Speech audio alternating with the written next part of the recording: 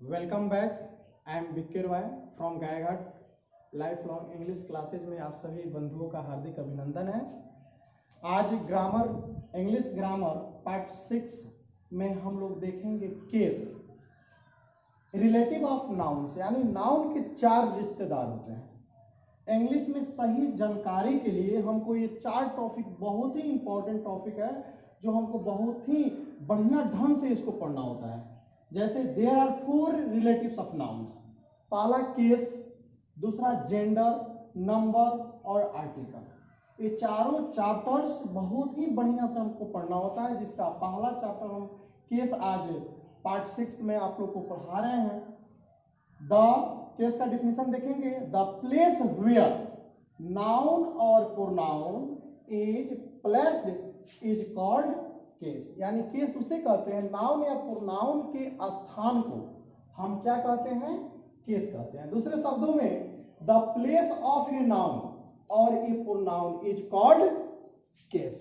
यानी वाक्य में नाउन और प्रोनाउन के स्थान को हम केस कहते हैं। शॉर्ट फॉर्म में यहां देखेंगे case equal to the place of a noun और ए प्रोनाउन। यहां देखिए एग्जांपल में केस क्या है समझना है। आई प्ले क्रिकेट, यानी मैं क्रिकेट खेलता हूं। यहां पर आई ये केस है और क्रिकेट भी मेरा केस। राम्स केस है, ब्रोदर केस है, हरी केस है, Hari lives in Patna, Patna case है। अब हम ये देखेंगे कि आई जो है ये कौन सा केस है। केस हमारा 4 प्रकार के होते हैं, आगे हम बताए हैं। और क्रिकेट जो है कौन सा केस है ये समझना है। तो देखेंगे हम आगे काइंड्स ऑफ केस। केस के कितने प्रकार होते हैं? केस के कितने प्रकार होते हैं? There are 4 kinds of case. Nominative case, objective case, possessive case, vocative case. अब हम देखेंगे नेक्स्ट कि नोनेटिव केस किसे कहते हैं, उसका डिफिनेशन क्या होता है।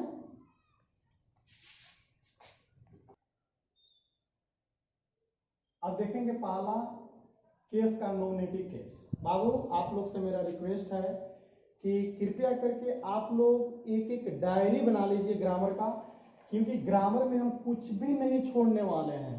A to Z सब कुछ हम पढ़ाएंगे। आप लोग नियमतः इसको देखते रहिए, पढ़ते रहिए और एक ग्रामर का कॉपी तैयार कीजिए। चलिए अब नोनेटिव केस के बारे में आप लोग को हम बता रहे हैं। The place where a subject, the place where a subject is put is called nominative case. यानी वह जगह जहां हम सब्जेक्ट को रखते हैं उसे हम नोनेटिव केस कहते हैं। शॉर्ट फॉर्म में देखिए NC equal to the place of a subject, यानी सब्जेक्ट के स्थान को हम क्या कहते हैं? एनसी कहते हैं। जैसे यहां देखिए एग्जांपल में हमने दिया है आई हैव अ कार। यहां सब्जेक्ट क्या है? सेंटेंस का सब्जेक्ट क्या है? आई। सब्जेक्ट के स्थान पर क्या है? आई है, इसलिए इसको हम क्या बोलेंगे? एनसी बोलेंगे। कर्ता को ही हम क्या बोलते हैं? नोनेटिव केस बोलते हैं। और दूसरा एग्जांपल है मोहन केम टू मी, तो मोहन यहां पर एनसी हो जाएगा। यानी जो सब्जेक्ट के स्थान पर रहेगा वही नोनेटिव केस होता है। ओके, तो नोनेटिव केस आप लोग समझ गए। आई हैव ए कार में नोनेटिव केस आई है, और मोहन केम टू मी में मोहन क्या है? नोनेटिव केस है।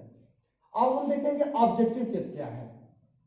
केस के 4 पार्ट होते हैं, जो पहला नोनेटिव और दूसरा ऑब्जेक्टिव केस। ऑब्जेक्टिव केस का डिफिनेशन देखेंगे। The place of an object is called OC, यानी ऑब्जेक्टिव केस। इसका एग्जांपल देखिए, ही लव्स मी। जैसे हमने बताया the place of an object is called OC, यानी ऑब्जेक्ट के स्थान को हम क्या कहते हैं? ऑब्जेक्टिव केस कहते हैं। अब नोनेटिव में था कि सब्जेक्ट के स्थान पर जो रहेगा उसको नोनेटिव केस कहते हैं, और इसमें होगा जो ऑब्जेक्ट के स्थान पर रहेगा, जो ऑब्जेक्ट के स्थान पर रहेगा उसे हम क्या बोलेंगे?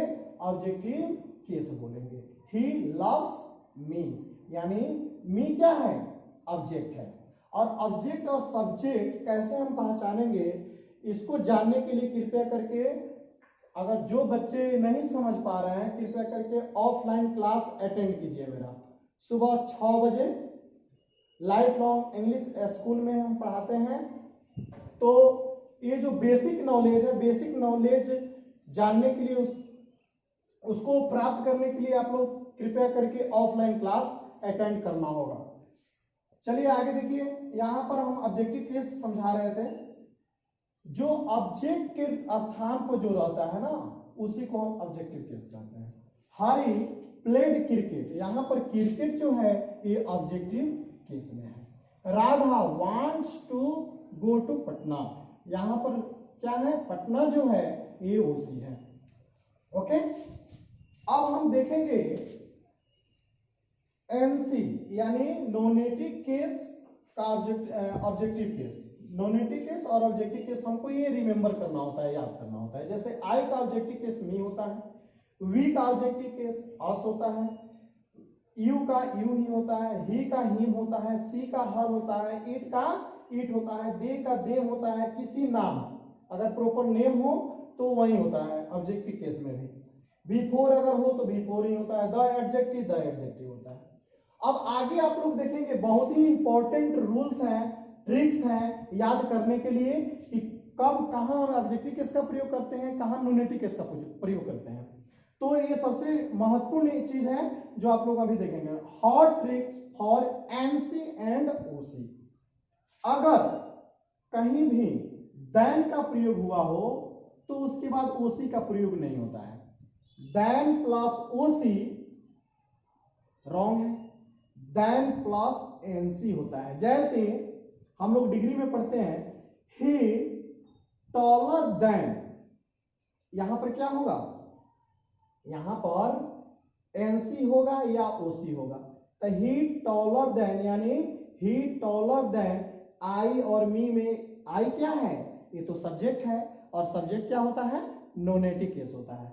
तो यहां पर आई ही होना चाहिए। यहाँ रूल हमारा कह रहा है देन प्लस एनसी यानी देन के बाद एनसी होता है, इसलिए हम क्या यहां डालेंगे, आई डालेंगे।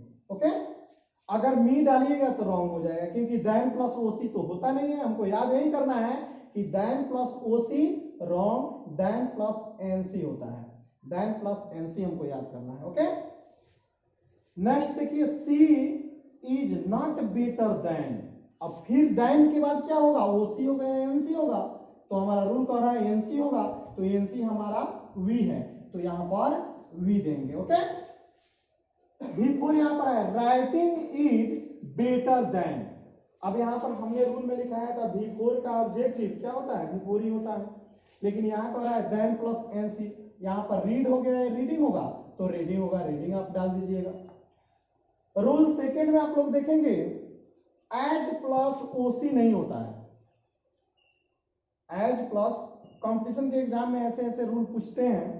एज प्लस ओसी नहीं होता है, एज प्लस एनसी होता है यानी नोनेटिव केस होता है। जैसे he is not as good as NC, I और मी में एनसी क्या है, ये तो ओसी है और एनसी आई है तो आई यहां रहेगा।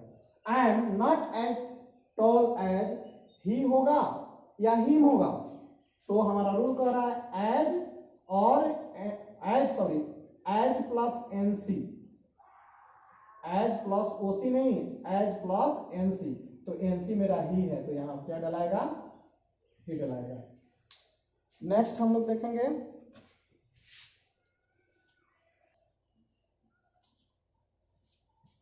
आप लोग के लिए वर्क है, ये जो ट्रिक्स हैं इसको याद करना है।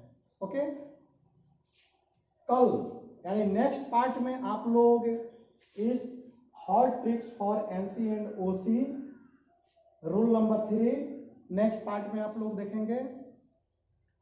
फिर से एक बार और कहना चाहूंगा कि मेरे चैनल को सब्सक्राइब, कमेंट, लाइक जरूर करें ताकि वीडियो जब भी अपलोड हो सबसे पहले आप तक पहुंचे। Okay, bye.